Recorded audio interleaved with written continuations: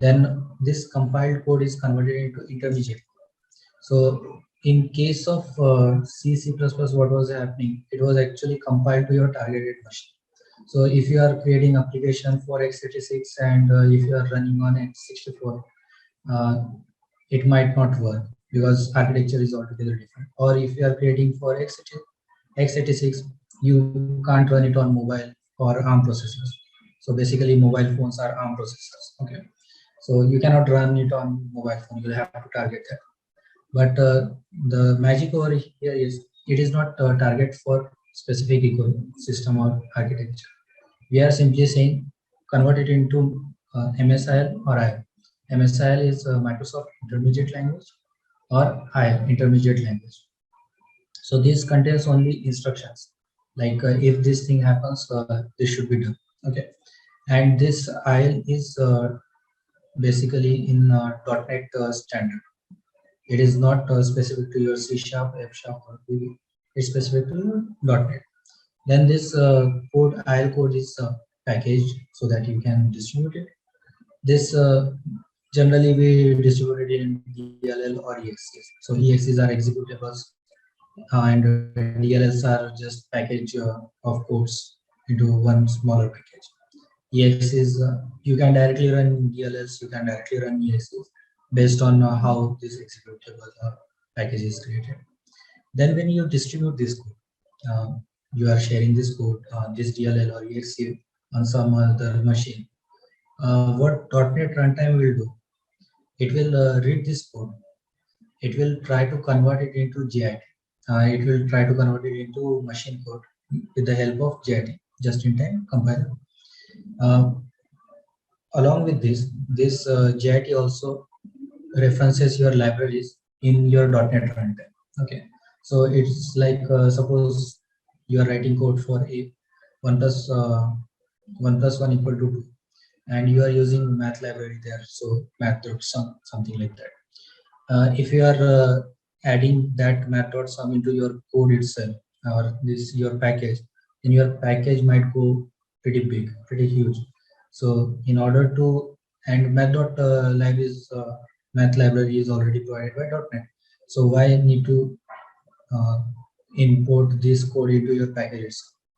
There are ways you can do it, but it is not giving you any benefit.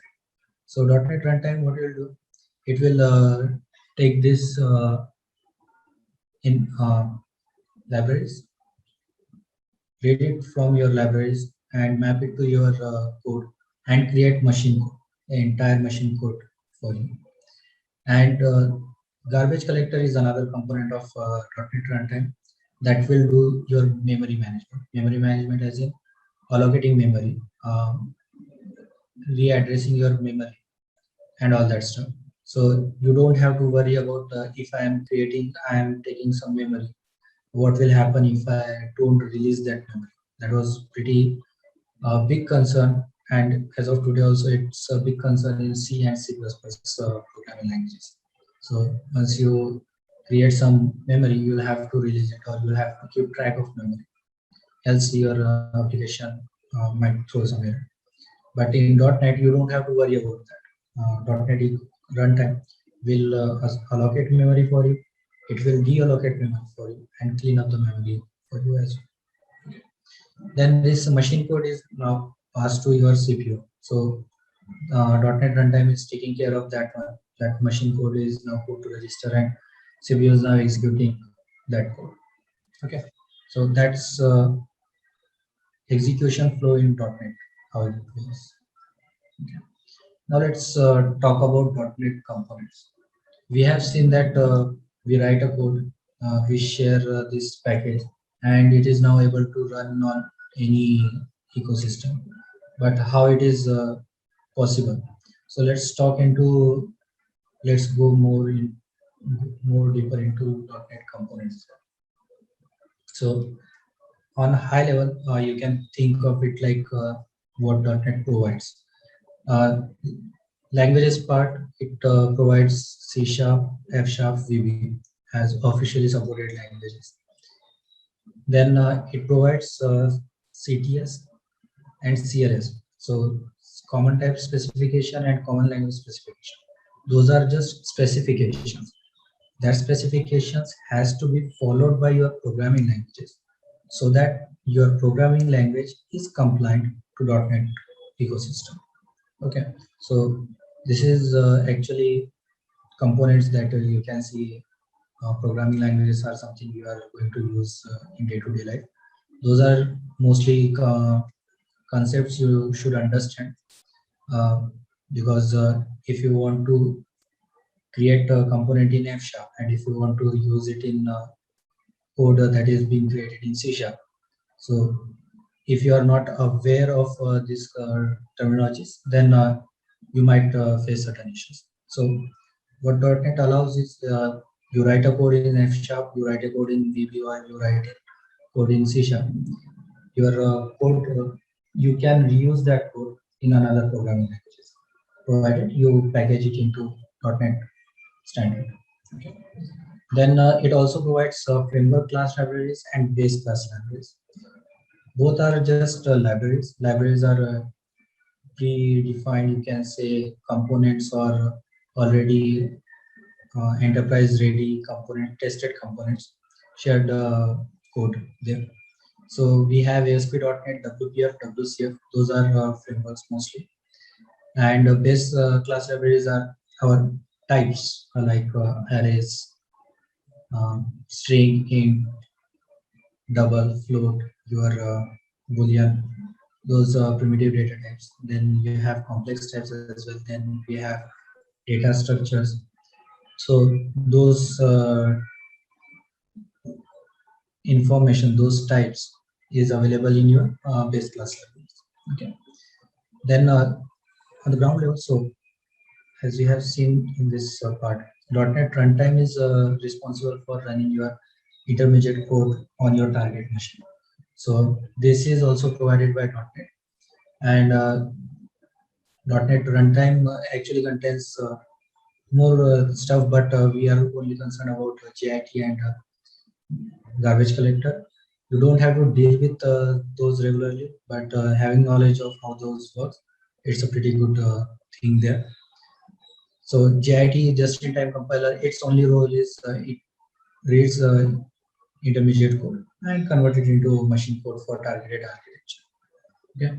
Garbage collector is responsible for memory management, allocating, reallocating memory, releasing the memory, and you are also shifting your memory, like in case you are, if you are running short on memory and you have fragments in the memory, then garbage collector also reallocates this memory into RAM so that you have consecutive memory blocks for further consumption. So that's the basic of that. So let's look into these components into more details. First one, let's talk about language. So to make .NET truly language agnostic, so any language can be used in .NET. We have two specifications, or you can say guidelines there. CTS is the first one, common types system. So what it defines is how types should be declared, how types should be used, and how types should be managed in the CLR. So for an example, int, uh, like in C#, I can say int simple keyword is the integer one. But in VB, I'll be writing integer as a keyword. But to .NET, it will be always int 32. That's the one it will understand. So this understanding should be there. So that's a common type system gives the guidelines. So whatever your keywords you are doing in your programming language, it should be converted into this primitive types or these types of .NET. So what benefit it has? It enables types created in one programming language can be used in other programming language. So for an example, uh, one example I have given like int1. So second example is like seed classes. So seed classes is the concept where we cannot create, we cannot extend those classes. So if you are creating a code in C Sharp, and if you are sharing this library to the user who is going to write code in F Sharp, then they should not be able to extend those classes. So this standard semantics should be maintained across programming languages, and that is governed by your CTS. Okay. Then comes our common language specification. Common language specification is actually subset of CTS. Okay. Uh, CTS says that your .NET applications created in one programming languages can be run on .NET runtime. CLS specifies that if your code is CLS compliant, okay, so that can be used in other programming languages. So like certain programming languages can give it will allow you to create a certain leisure. It will give you some leisure to write certain type of code, but it might be not applicable to other programming languages, and their syntax might not support that, and their semantics might not support that. So this CLS is the one that says that okay, you can write code in that programming language if your programming language is allowed, but that does not mean that assembly created in that programming language would be available to use to other programming languages. If you want to make this cross usability there, writing code in F Sharp available to C Sharp developer user, then your code should be CLS compliant. So that is something you need to take care. So CLS has certain rules like uh, class name should be case insensitive. Like one example is uint is a valid keyword in C Sharp, so you can use uint unsigned integer, but in CLS it is not a valid keyword. So it does not accept unsigned integer as a valid keyword there. Okay, so that's CLS and CTS.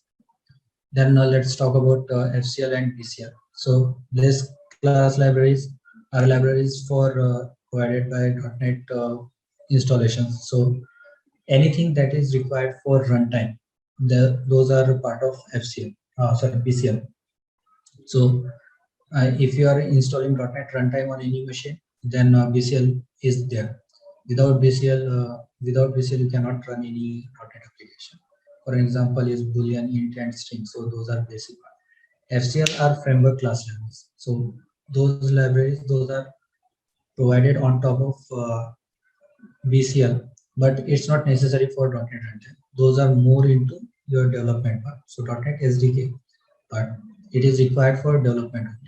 So like LinkU is the one where then you have ASP.NET as a framework. So those are provided as a framework class libraries. Okay. Then we come back to CLR. So CLR is the runtime, common language runtime that is responsible for running your intermediate code on your targeted machine. So it contains two parts. One is JIT. JIT simply compiles your intermediate code to machine code, and machine code as a targeted architecture. Then GC is the one that keeps track of memory, allocates deallocates memory. It keeps tracks whether your objects created are in reference or not. If it is not in reference, then it should be reused. And okay. So that's basic components of .NET. Now let's talk about how .NET as a framework, as an ecosystem is viewed in the industry. So I have given an example of .NET framework over here. Sorry, in the web itself, because if you talk about .NET for Windows, .NET is the primary motor. So you will see applications are created mostly in .NET. So Windows is mostly dominated by C Sharp.NET. If you talk about Linux for Linux, .NET came recently, and it's still evolving. So for desktop applications, uh, we can only say that for Windows there is a de facto .NET. For web, uh, we web is the one where there are so many platform agnostic frameworks and runtimes are provided. So this is the one I wanted to share, because that is the .NET in web is the most top searched or demand in the industry, you can say. Yeah. So here you can see most of them are front end one, but ASP is .NET run on, it will run on .NET, but it's more of a .NET framework concept. And then we have .NET Core. So .NET Core is now into more demand along with Golang and other frameworks. So if you see here, most of them are front-end frameworks. .NET Core is the one that is responsible and majorly sought for backend. Even in frameworks of AS front-end plus backend, you can see ASP.NET MVC is the one that is highly sought. So this allows you to create front-end plus backend applications. So full stack application in .NET itself. Then this is market share from Webalizer. So this website is actually allows you to see what website is using which application framework there. Okay, so you can use it as an extension to Chrome or any browser, and it will tell you which frameworks are being used on this targeted web. So as you can see, this is the recent one, 2020. This is most used is Microsoft ASP.NET. So ASP.NET allows you to quickly develop application, full stack application, front end plus your server side in C# itself. So that's the one highly sorted one. And yes, so let's talk about some career opportunities and what roles are there available in .NET ecosystem.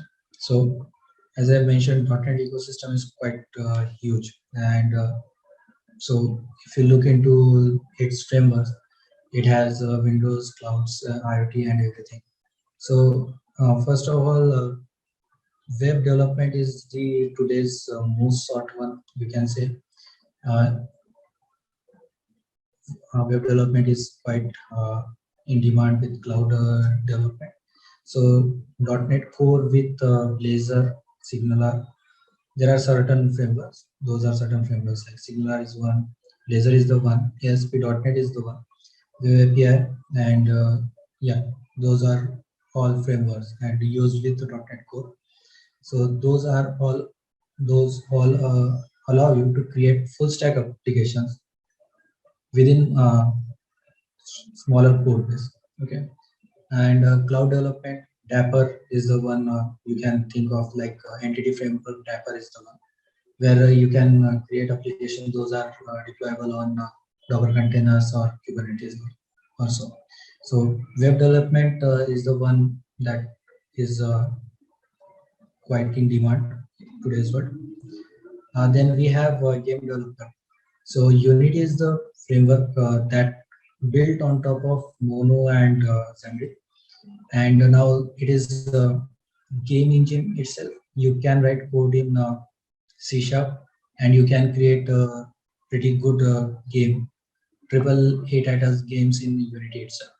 So for us, it is also open source. Unity is also open source. You can create open source small applications using Unity 3D, and you can also create enterprise grade triple A titles if you have that much experience. Yeah, Unity is also a sort one for game development in today's world.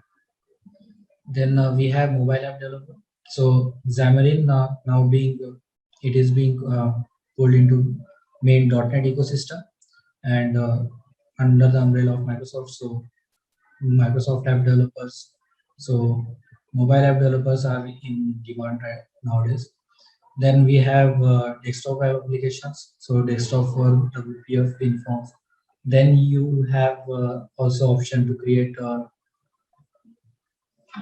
electron applications. So electron applications are basically applications, front-end applications wrapped into web view. So you can write those applications in one code base, and you can target it on multiple OSs like Windows, Linux, or Mac OS. Okay, so this is also in huge demand, uh, given with ASP.NET Core and your Blazor. Then you have Azure DevOps. So if you are more into DevOps side, and if you want to look into that system admin type, then DevOps is the one you can look into, Azure DevOps. Azure also supports multiple programming languages, but C# is the most sorted one. They have huge library for Azure. You can do automation on top of that and all that stuff. Yeah. So Azure DevOps is the one you can. Apart from that, you can also use C# in ML.NET. So ML is machine learning in .NET. That is something provided by .NET nowadays, but that's still in infant mode. So you can think of still not that demanding market. Okay. So as I have mentioned earlier, coding game survey. So this is the job portal where they post job requirements. That .NET Core is the second top software framework. The reason behind that .NET is it provides this enterprise-ready, battle-tested frameworks and libraries. As I mentioned, Bing is used by Microsoft, and that Bing itself hosted on .NET Core with mostly latest versions. So .NET 5 is released in 2020, and before releasing it to general availability, it was Bing was using .NET Core. So that's the state I can tell you. Okay. So that's a short overview uh, of .NET. So I talked about writing code once and using in another programming language. So I just wanted to give a short demo how our simple program could be, how we write a program, how it will run, and packages. So just give a brief overview. So just if you look into this one, I have multiple projects. So each project will compile into one package. And, okay. So this is my entry application. So I have given this property as exe. So what I'm saying is console. What I'm saying, whenever my package is created, compiled, then a package it into exe. That's what I'm saying for this project. Rest of them are just class library. It's okay if you are not understanding. I'm just trying to give you overview with reference to our just give me a sec, yeah, our packages. I'll just try to give you if you can relate to this one. Okay. So other code projects are given as class libraries. So basically, I am saying I just want to share it as DLLs. So rest are just in F sharp, VBD, lib, and all that. So what I have done here is I have this code in VB. It is having only one function, that is returning hello from VB. Second one is F sharp. So this code is written in F sharp. I am passing some parameter and it is returning hello from F sharp. And then I have this C sharp code. And what I am saying, hello from C sharp. And this is my main code. So let us assume that this code is written by some other developer or some other open source developer. and now I want to consume this one. So here you can see it's just using C# code, it is using F# code, it is using VB code, and when I run it,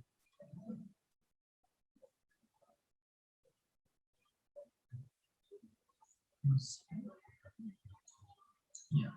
So here you can see it is displaying from each programming language. So what I have done here is I have created multiple projects. Each project will be compiled to one package. I have created that project in different programming languages, but I'm able to use those packages in my C# code. So that's the beauty of your .NET. So what is happening behind the scene is whenever I am compiling this code, so for each library, there is one package is created. So here you can see, yeah, a DLL is created. You can ignore rest of it. Those are just metadata files. One DLL file. And in the main application, so this is my main application. I am creating one.